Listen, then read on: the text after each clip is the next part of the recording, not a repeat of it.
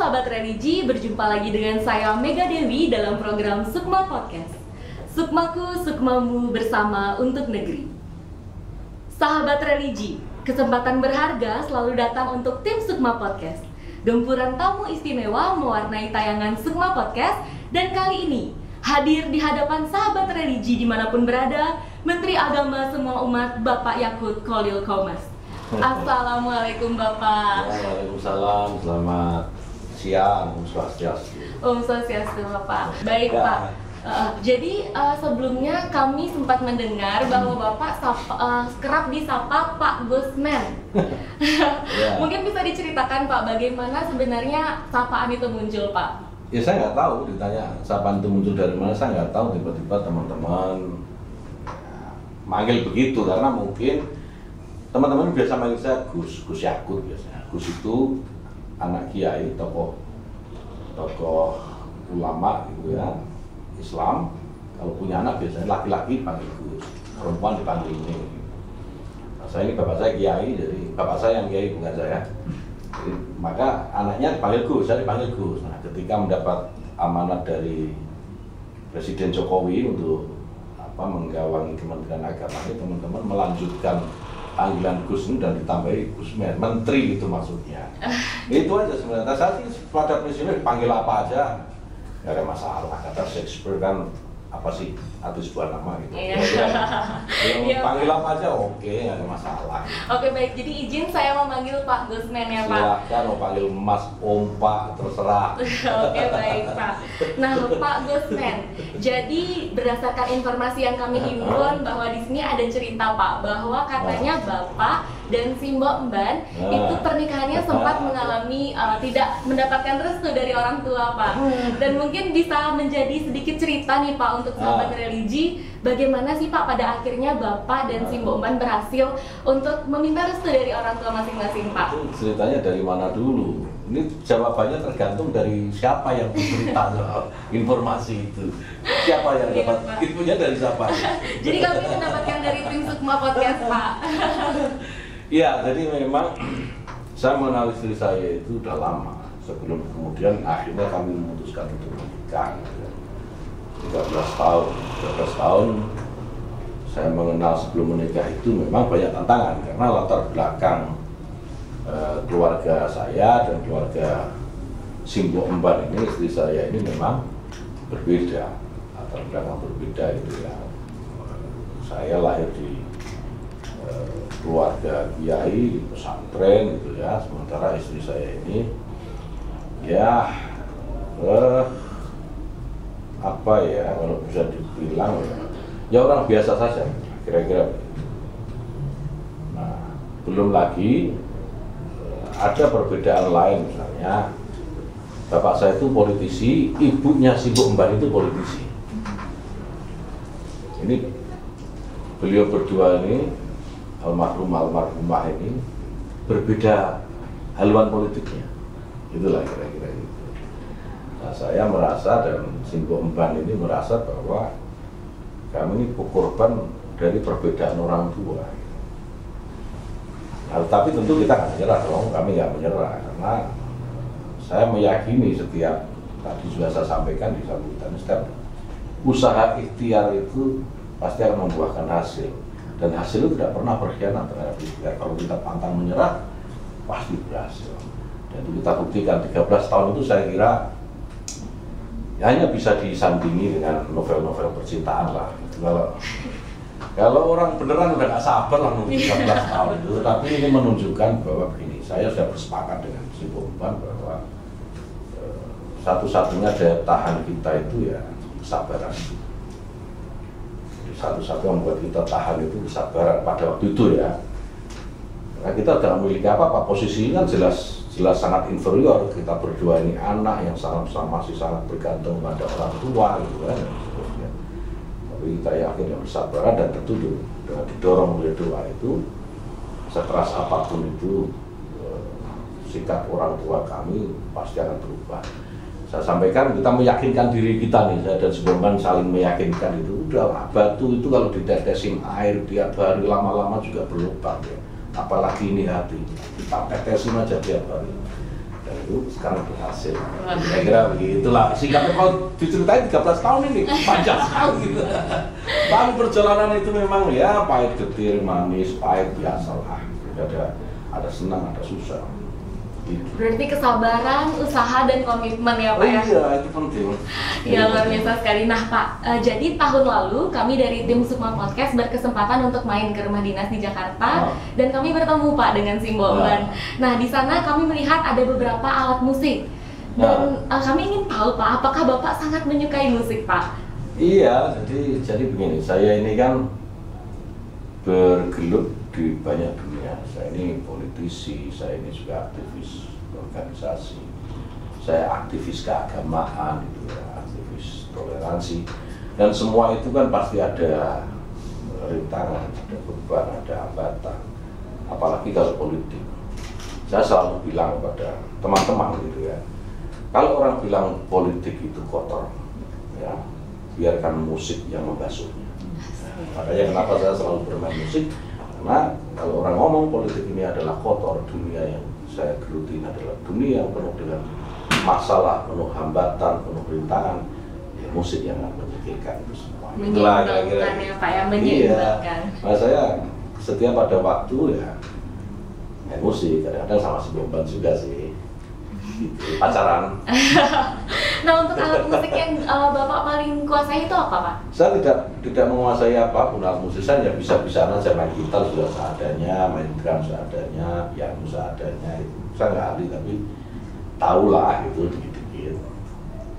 Apakah ada mungkin lagu yang sudah Bapak ciptakan? Enggak lah, saya ini bukan komposer, saya ini penikmat lagu, enggak.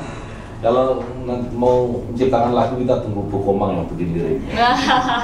Luar biasa sekali. Nah Pak, kalau biasanya main musik itu dengan siapa saja Pak? Ada teman-teman, ada staff-staff saya kan juga, mereka juga memiliki hobi, memiliki kesenangan yang sama, main musik. Jadi kadang-kadang lagi longgar malam itu selesai semua kerjaan kantor, undang Widya Chandra di Dinas itu, ya sekedar teriak-teriak supaya stres, itu kan suara kita falus semua sebenarnya. Jadi yang penting ada yang lepas gitu selama seharian bekerja dengan banyak masalah itu lah. Luar biasa sekali Bapak.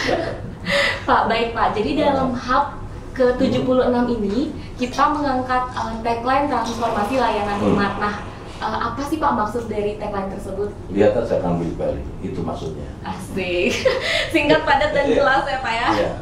Oke baik. Nah Pak, jadi Kementerian Agama di bawah komando Pak Gusmen itu memiliki 7 program prioritas. Nah supaya bisa sharing juga nih Pak sama sahabat religi dimanapun berada, apa sih maksud dan tujuan dari program tersebut Pak? Iya, kalau dijelaskan satu-satu akan panjang. Supaya pendek, 7 tujuan untuk program prioritas itu intinya ini hanya satu, muaranya ya, bagaimana menciptakan kehidupan beragama dalam keragaman menjadi jauh lebih baik dari sebelumnya, dan merawat apa yang dulu dicita-citakan oleh para founding fathers kita, para pendiri bangsa kita itu menciptakan Indonesia yang beragam ini, Indonesia yang rukun, Indonesia yang sejahtera, Indonesia yang gemah limpah laut sinabi gitu ya.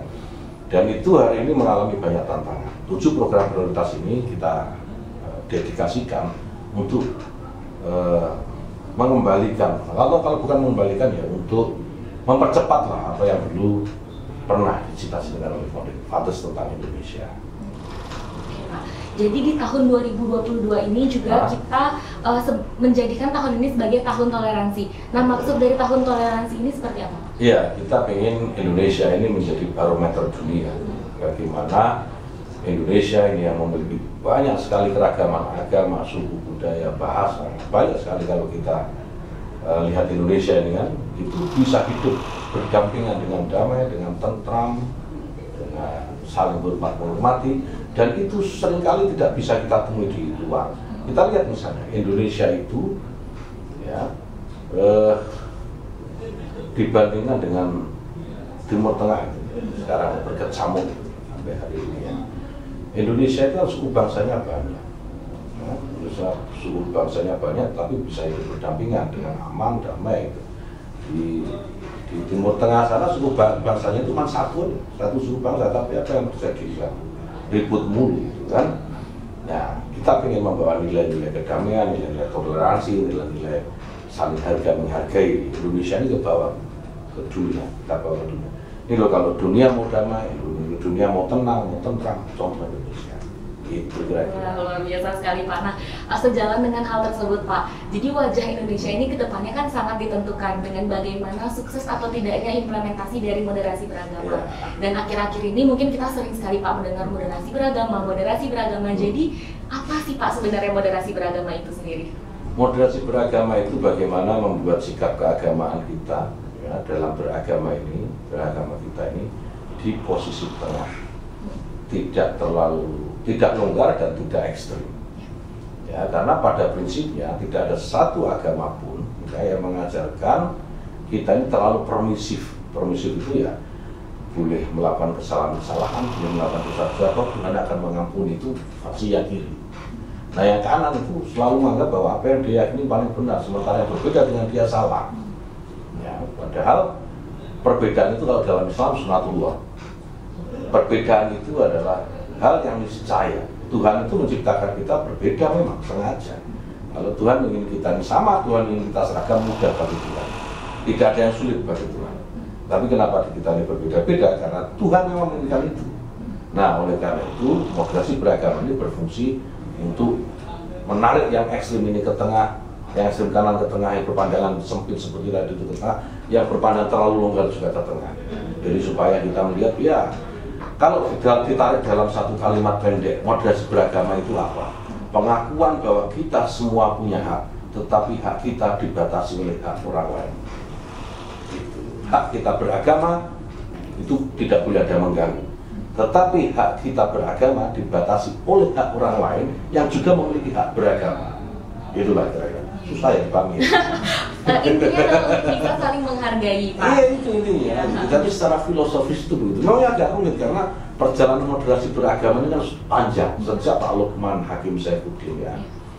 Kemudian kita implementasikan di sekarang ini. Karena saya mencoba menggali kembali apa filosofi moderasi beragama itu. Nah ketemu dalam satu kalimat yang simpel itu tadi, kita punya hak termasuk hak beragama dan orang lain punya hak termasuk hak beragama. Masing-masing hak ini saling membatasi, kira-kira begitu. Dan jadilah moderasi beragama yang ada di tengah-tengah. Orang tidak boleh terlalu ekstrim, fanatik gitu ya kepada agamanya gitu. Sementara di sisi yang lain juga orang tidak boleh terlalu longgar pada agamanya. Atau begini supaya gampang. Moderasi beragama itu pengen kita semua ini keras terhadap diri kita sendiri atas keyakinan yang kita miliki. Ya artinya begini, kita meyakini dengan teguh keyakinan kita, keimanan kita bahwa keyakinan kita, keimanan kita ini paling benar. Ya, tetapi di saat yang sama tidak boleh menyalahkan keyakinan orang yang berbeda dengan kita, karena keyakinan yang dipegang orang lain itu juga paling benar buat mereka, paling betul pilihan yang paling benar buat mereka. Jadi kita harus keras terhadap diri sendiri, tetapi lembut kepada orang lain. Itu moderasi beragama. Wah luar biasa sekali nih Pak penjelasan terkait dengan moderasi beragama Pak. Nah kalau untuk peran dari Kemenak sendiri, apa yang telah dan akan dilakukan Kemenak ke depannya untuk membumikan moderasi beragama ini Pak? Ya, salah satu yang paling awal kita lakukan bagaimana kita semua itu mendeklar bahwa Kementerian Agama ini adalah kementerian milik semua agama. Tidak boleh satu agama pun yang mengklaim bahwa mereka paling berhak atas Kementerian Agama. Kementerian Agama harus melayani semua umat beragama secara proporsional, secara adil. Nah itu langkah awal yang kita lakukan. Nah kalau ditanya bagaimana, roadmap-nya panjang sekali, waktunya nggak cukup. Oh ya, oke baik Pak. Mungkin bisa kita bahas next time ya Pak. Iya, next time kita akan bicara lagi di waktu yang lebih longgar. Saya senang di podcast teman-teman di Bali, apa namanya, Sukma. Saya dapat cerita juga dari si Bombang soal podcast ini. Saya pengen punya ada waktu khusus bersama Sukma. Saya kira ini kan meskipun bukan satu-satunya, saya kira podcast ini paling menarik dan konsisten. Saya melihat berapa teman-teman di daerah kan juga memiliki podcast, tapi belum sekonsisten Sukma ini saya. Nih, Pak, jadi Kanwil Kementerian Agama Provinsi Bali ini sekarang menjadi benchmarking atau tolak ukur dari provinsi lain, Pak. Nah, di bawah pimpinan dari Ibu Komang Sri Mahyani sendiri memiliki segudang inovasi dan prestasi. Mungkin Bapak boleh menanggapi sedikit, Pak, tentang program-program dari Ibu Komang ini. Saya tidak perlu menanggapi apapun dari program Ibu Komang, ya. Tapi saya akan menjadikan apa yang dilakukan Ibu Komang ini menjadi inspirasi bagi kantor-kantor kami yang lain. Bahwa kalau Bu Komang bisa, yang lain harus bisa. Masa perempuan satu-satunya mengalahkan 33 laki-laki? Luar biasa sekali, Pak. Baik, Pak, terakhir, Pak, mungkin Bapak bisa berkenan memberikan sepatah dua patah kata untuk sahabat religi dimanapun berada. Ya, sahabat religi yang saya cintai, agama kita tidak pernah memilih kita ini lahir dari ibu siapa. Kita siapa kita tidak pernah memilih. Kita juga tidak pernah memilih lahir di tanah mana. Kita lahir karena Tuhan memang menginginkan kita lahir dimanapun saat itu kita lahir. Dan kita tercipta berbeda-beda. Perbedaan ini, sahabat religi, saya tentu sangat berharap perbedaan ini bukan kita jadikan sebagai hambatan, tapi perbedaan di antara kita baik secara religi atau yang lain, latar belakang yang lain, jadikan ini sebagai kekuatan untuk bersama-sama mencintai Indonesia, membangun masa depan Indonesia yang jauh lebih baik. Luar biasa sekali, penutup yang luar biasa sekali, Pak, dan semoga bisa menjadi pelajaran yang baik untuk sahabat religi dimanapun berada. Baik, Pak, sekali lagi saya mewakili tim Sukma Podcast mengucapkan terima kasih, Pak, yang sebesar-besarnya. Podcast Sukma sukses terus, luar biasa. Astagfirullah. Oke, sahabat religi, demikian obrolan kita bersama Menteri Agama Republik Indonesia, Bapak Yakut Khalil Qomas. Dan semoga apa yang kita perbincangkan tadi dapat bermanfaat bagi sahabat religi dimanapun berada. Mari bersama kita membumikan moderasi beragama untuk Indonesia yang lebih maju. Jangan lupa untuk like, komen, dan subscribe channel YouTube Kanwil Kemenak Bali yang tertera di bawah ini. Sampai jumpa di tayangan berikutnya. Terima kasih.